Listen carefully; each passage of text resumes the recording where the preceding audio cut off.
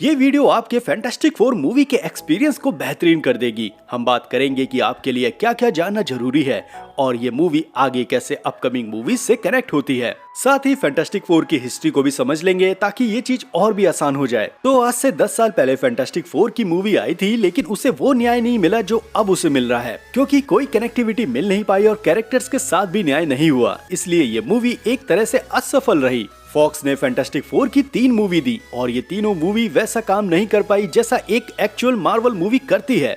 इसीलिए इसे कंटिन्यू नहीं किया गया और अब 10 साल बाद मार्वल ने ये सारी चीजें अपने हाथ में ले ली हैं। यहाँ एक भरोसा भी है कि ये आगे जाके एमसीयू का एक नया चेहरा बनेगा, लेकिन सवाल ये आ जाता है कि ये होगा कैसे, क्योंकि इसकी हिस्ट्री काफी उलझी हुई भी रही है। अब इसको समझने के लिए चलिए चलते हैं 1961 में, जहां डीसी कॉमिक्स ने जस्टिस लीग के जरिए पूरे मार्केट पे पकड़ बना ली थी। तब स्टैन ली और जैक कर्बी सामने आए, जिन्होंने डीसी की इस जस्टिस लीग से मुकाबला करने के लिए एक नई सुपर हीरो टीम को क्रिएट करना सही समझा। वो इस खोज में ये नहीं जानते थे कि ये चीज मार्वल कॉमिक्स को पूरी तरह से बदल के रख देगी, क्योंकि उन्होंने वो टीम क्रिएट की जो मास्क नहीं पहनते थे। उनके साथ एक फैमिली एलिमेंट था और एक ऐसे सुपर हीरोज जो दुनिया के लिए एक आदर्श जैसे हैं। ओरिजिन कहानी में भी कॉस्मिक चीजों को जोड़कर दिखाया गया, क्योंकि आगे ये सुपर हीरोज कॉस्मिक लेवल की चीजों से डील करने वाले थे। कॉमिक्स में जो इनका ओरिजिन हुआ है कि ये रॉकेट लेके उड़े हैं और इनसे कॉस्मिक रेस टकराई है और इस इवेंट के बदौलत उनको ये सुपर पावर मिली। सेम ये चीज मूवी में भी है, लेकिन मूवी में ये चीज दिखाया नहीं गया है। लेकिन जो लोग मेरी तरह डाई हार्ड मार्वल फैन हैं, वो जानते हैं कि मार्वल ऐसी मूवीज देने से पहले एक प्रीलूड कॉमिक्स देता है। सेम फेज 1 के टाइम पे भी ऐसा हुआ है, जहां मार्वल ने कई सारी प्रीलूड कॉमिक्स को हमारे लिए दिया है। तो ऐसे ही एक कॉमिक्स 9 जुलाई को पब्लिश हुई है, जहां फैंटास्टिक फोर फर्स्ट स्टेप के ओरिजिन के बारे में बताया है। कॉमिक्स में जिस कॉस्मिक रेडिएशन से फैंटास्टिक फोर को पावर मिली, या ये चीज एक सिलेस्टियल रेडिएशन की वजह से हुई है, और पावर मिलने के बाद उन्होंने अपने आप को सिलेस्टियल क्वारंटाइन कर दिया था। और फिर इसके कुछ दिनों बाद जब दुनिया को सुपर हीरोज की जरूरत पड़ी, क्योंकि मोल मैन ने अपने एक राक्षस से इस सिटी पे हमला कर दिया था, तब फैंटास्टिक फोर इस क्वारंटीन से निकलकर सिटी में आए और तब दुनिया ने जाना कि इस दुनिया में सुपर हीरोज भी हैं और वो कहलाते हैं फैंटास्टिक फोर। ये इवेंट एमसीयू की इस मूवी में टेक प्लेस करता है, तो इस चीज को ध्यान रखना। खैर, जब फैंटास्टिक फोर के साथ ये कॉस्मिक रेडिएशन वाला कांड हुआ, तब इन सभी को अलग अलग पावर मिल गई। पहले नंबर पर आते हैं रीड रिचर्ड्स, जिनको मिस्टर फैंटास्टिक भी कहा जाता है। ये अपने शरीर का हर एक पार्ट को स्ट्रेच कर सकते हैं। साथ ही ज्ञान का श्राप इन्हें भी है, क्योंकि ये एक ब्रिलियंट जीनियस हैं और ये अपनी रिसर्च और दुनिया बचाओ वाले अभियान में इतना खो जाते हैं कि वो अपने आसपास के परिवार और किसी की भी चिंता नहीं करते। वो सब कुछ सॉल्व करने की कोशिश करते हैं, लेकिन कहाँ सब कुछ सॉल्व होता है। फिर दूसरे नंबर पर आती है रीड की वाइफ सू स्ट्रोम। इनको इनविजिबल वुमेन भी कहा जाता है और कॉमिक्स में इनको टीम का सबसे पावरफुल मेंबर भी बताया गया है। इनकी पावर ये है कि ये फोर्स फील्ड क्रिएट कर सकती है, यहाँ तक कि वो सामने वाले के शरीर के अंदर एक फोर्स फील्ड क्रिएट कर उसे पल भर में मार सकती हैं। और ये धमकी एक बार सू स्ट्रोम डॉक्टर डूम को दे चुकी है और हम जानते हैं कि हीरोज ऐसा नहीं करते और विलन को इन सब से बचना आता है। फिर तीसरे नंबर पर आता है इनका छोटा भाई जॉनी स्ट्रॉम, जो दुनिया के सारे मजे लेता है और वो अपने आप को एक सेलिब्रिटी जैसा देखता है। और फिर आखिरी नंबर पर आता है द थिंग, जिनको हम बोलते हैं बेन ग्रिम। ये मिस्टर फैंटास्टिक का एक बहुत अच्छा दोस्त है, साथ ही एक बेहतरीन पायलट भी। और जब बेन को ये कॉस्मिक रेडिएशन से पावर मिली और वो द थिंग में बदला, उसके बाद उसने अपने दिल में ये सारी चीजें छुपा के रखी। मतलब वो बताना बहुत चाहता है, लेकिन वो छुपा के रखता है। मतलब एक ह्यूमन का पत्थर में बदल जाना ये बाकी सारी महत्वाकांक्षाओं को खत्म कर देता है, जिनमें एक वाइफ, बीबी, बच्चे, ये सारी चीजें आ जाती हैं। बेन ग्रिम एक जूइश धार्मिक है जो जिंदगी को बहुत ही सरल ढंग से जीना चाहता है। फिलहाल स्टैन ली और जैक कर्बी को ये 4 कैरेक्टर्स मिले और शुरुआत होती है एक शानदार फैंटास्टिक फोर कहानी की। कई सारी हिट कॉमिक्स आई और 2005 में शुरुआत हुई फैंटास्टिक फोर को सिनेमैटिक ढंग से दिखाने की। इस समय फॉक्स के पास फैंटास्टिक फोर के राइट्स थे और इन्होंने ये सही समझा कि वो फैंटास्टिक फोर की एक बेहतरीन मूवी दे सकते हैं। डायरेक्टर के लिए नाम सामने आया टिम स्टोरी का और इसका बजट भी अच्छा खासा था।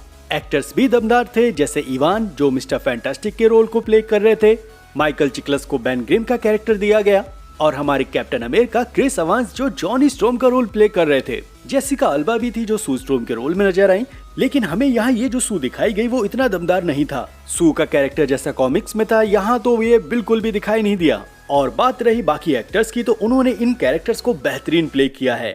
और अगर आज भी हम क्रिस एवांस को जॉनी स्ट्रॉम का रोल प्ले करते हुए देखते हैं, जैसा हमने डेडपूल एंड वुल्वरीन में देखा, तो ये बिल्कुल वैसा ही है जैसा हमने 2005 और 2007 में फैंटास्टिक फोर में जॉनी स्टॉर्म को देखा था। इन कैरेक्टर्स ने यहाँ जान तो डाली है, लेकिन ये स्टोरी से मात खा गए थे, क्योंकि स्क्रिप्ट खोखली थी, वही घिसी पिटी बातें, नॉर्मल ह्यूमर से लोगों को हंसाना, और जो कैरेक्टर्स के साथ आपसी संबंध था वो इतना बाहर निकल के नहीं आया। क्योंकि जो फैमिली डायनेमिक वाला मुद्दा है वो मार्वल कॉमिक्स में फैंटास्टिक फोर के साथ हमेशा से रहा है, और इसलिए 2025 वाली हमारी ये जो फैंटास्टिक फोर मूवी है उसमें भी इस मुद्दे को बहुत ही प्रगाढ़ रूप से दिखाया जा रहा है। लेकिन ये चीज यहाँ इस फैंटास्टिक फोर के साथ बिल्कुल भी नहीं थी। ऐसा लगता था कि ये चीज इन पर थोपी जा रही है, क्योंकि इनके बीच में भी कई सारी और चीजें थीं। देखने में ये फैमिली कम और रूममेट्स ज्यादा लग रहे थे। अब बात आ जाती है इसके विलन डॉक्टर डूम की, तो इस कैरेक्टर को भी खोखला बना दिया था, क्योंकि डॉक्टर डूम की जिंदगी में एक जीनियस और मैजिक वाला एक अहम मुद्दा रह चुका है, लेकिन इस मूवी ने डॉक्टर डूम के साथ ये सभी मुद्दों को बाहर कर दिया। डॉक्टर डूम हमें ऐसा दिखाया गया कि यहाँ पर ये बहुत बड़ा कोई बिजनेसमैन है और वो अपने फायदे के लिए ये सारे इवेंट में इंटरफेयर कर रहा है। फिर भी एक ढंग से इस मूवी को सफल माना जाता है, क्योंकि इस मूवी का बजट $100 मिलियन था और इस मूवी ने $330 मिलियन कमा के दिए।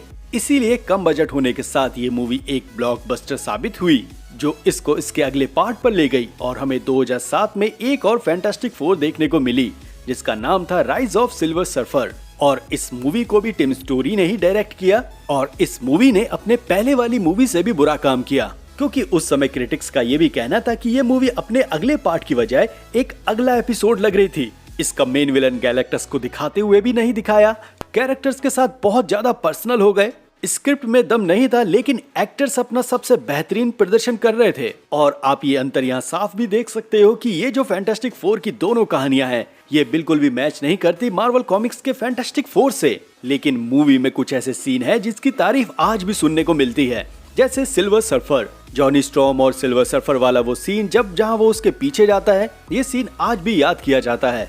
सिल्वर सर्फर को जिस ढंग से दिखाया गया, अगर उसकी कहानी को अलग साइड में रख देते हैं तो ये देखने में काफी पसंद किया जाने वाला कैरेक्टर बन गया था। अब बात रह गई इसके मेन विलन गैलेक्टस की, तो गैलेक्टस को ऐसा नहीं दिखाया जैसा अब हमें देखने को मिल रहा है, बल्कि इसके बदले एक कॉस्मिक तूफान जैसा हमें यहाँ दिखा दिया गया। अब ये चालाकी भी हो सकती है कि पैसा बचा लिया जाए, या ये भी कहा जा सकता है कि जो उस समय हाल था सुपर हीरोज कॉमिक्स को लेकर कि लाइव एक्शन में लाना और उन पे काम करना, ये बहुत ज्यादा हो चुका था। इसीलिए कॉमिक्स का सहारा ना लेते हुए जो मार्केट में चल रहा है उसको हमें दिखाया गया। इस मूवी का बजट 130 मिलियन था और इसने $289 मिलियन की कमाई की।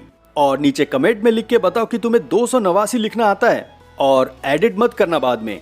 खैर, यहाँ इस मूवी ने अपनी पहली वाली मूवी से कम कमा के दिया, और इसीलिए फॉक्स स्टूडियोज ने अगली मूवी पे काम करना बंद कर दिया। अब उन्होंने ये फैसला लिया कि आगे इस फ्रेंचाइजी को और कैसे सफल बना सकते हैं।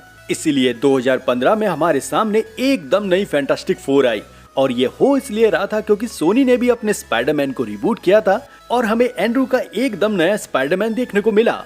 वहीं मार्वल सिनेमैटिक यूनिवर्स भी अपने एवेंजर्स के साथ बहुत ज्यादा सक्सेसफुल हो चुकी थी और थैनोस को लेकर हाइप अच्छी खासी बन चुकी थी।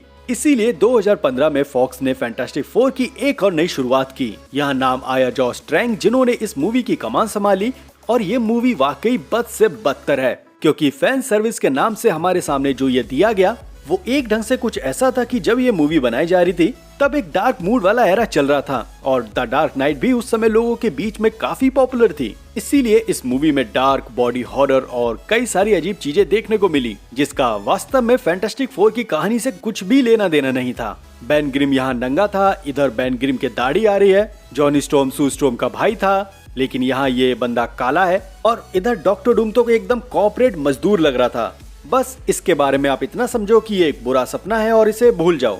फिर इसके बाद कुछ अच्छा हुआ और मार्वल स्टूडियोज के पास फैंटास्टिक फोर के राइट्स वापस आ गए। केविन फाइगी ने अनाउंस किया कि हमें फैंटास्टिक फोर की मूवी देखने को मिलेगी, जिसे पहले जॉन वॉट्स डायरेक्ट करने वाले थे, और ये वही है जिन्होंने स्पाइडरमैन ट्रिलॉजी को डायरेक्ट किया है। लेकिन उन्होंने इस प्लान को छोड़ दिया क्योंकि उन्हें ऐसा लगा कि उन्हें ब्रेक की जरूरत है, क्योंकि इन्होंने जो लास्ट मूवी डायरेक्ट की थी वो थी स्पाइडरमैन नो वे होम, वो भी कोविड के समय में। तो समझ सकते हो कि ये कितना स्ट्रेसफुल रहा होगा। फिलहाल इधर 2020 में एमसीयू ने बताया कि वो फैंटास्टिक फोर मूवी पे काम करने जा रहा है, और फिर 2022 में doctor strange multiverse of madness में हमें फैंटास्टिक फोर का एक नया वेरिएंट देखने को मिला, जिनको प्ले कर रहे थे जॉन क्रेसेंस्की। और यही शुरुआत में लग रहा था कि शायद यही आगे जाके फैंटास्टिक फोर को लीड करेंगे या इन्हीं से रिलेटेड कुछ मूवी होगी, लेकिन इनका सफर यहीं खत्म हो गया और हमें समझ में आ गया कि मार्वल सिनेमैटिक यूनिवर्स के पास फैंटास्टिक फोर के लिए कुछ अलग ही प्लान है। इसीलिए अगला नाम हमारे सामने आता है मैट शैकमैन, जो वांडाविजन सीरीज को डायरेक्ट कर चुके थे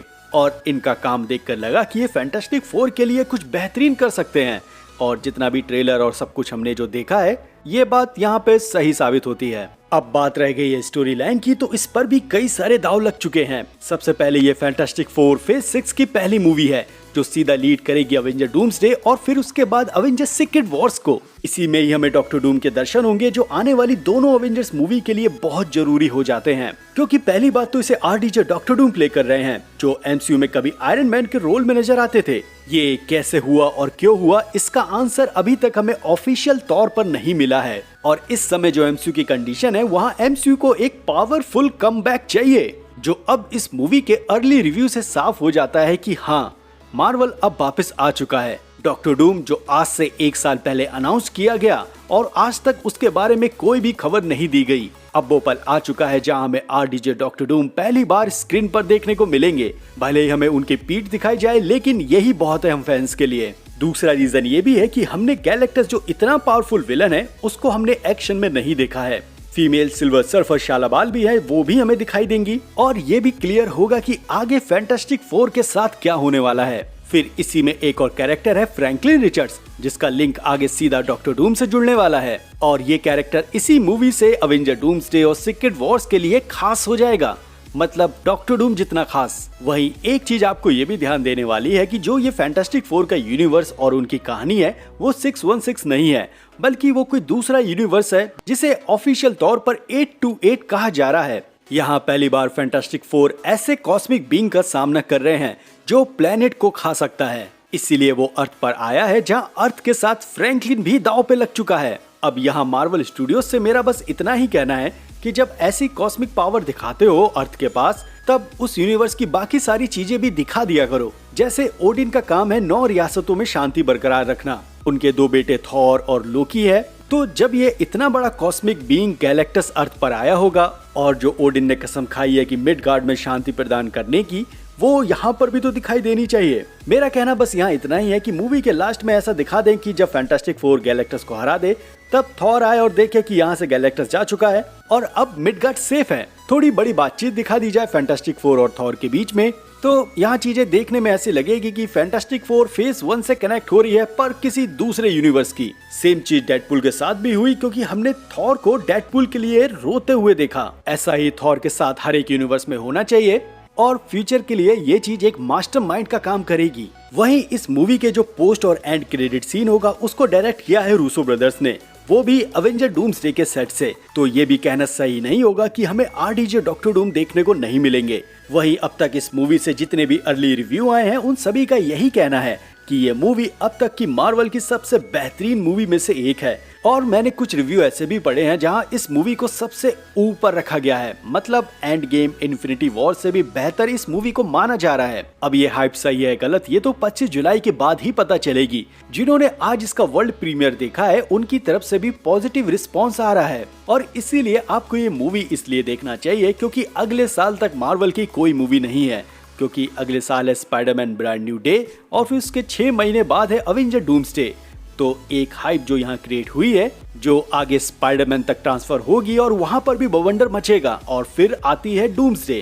तो प्लानिंग बिल्कुल सटीक है, चीजें व्यवस्थित हैं, बस हमसे इंतजार नहीं हो रहा। तो भाई लोग, इस उम्मीद के साथ कि ये फैंटास्टिक फोर मूवी हमें पुराने एमसीयू जैसा फील दे पाए, ये बत्ती बनाकर हम अपने जेब में रख लेते हैं। बस पहले हम इस मूवी को देख लेते हैं और फिर हम इस पर बातें करेंगे। तो तैयार रहो, और अगर आप यहाँ तक सुन रहे हो तो प्लीज वीडियो को लाइक करना भी मत भूलना, साथ ही चैनल को सब्सक्राइब भी कर देना, क्योंकि अब सब कुछ बदलने वाला है और आप कुछ भी मिस नहीं करना चाहते। तो for all time always channel को सब्सक्राइब करना भी मत भूलो। अब मिलते हैं अगली वीडियो के साथ, तब तक आप अपना ध्यान रखो, मजे लो, लव यू एंड बाय।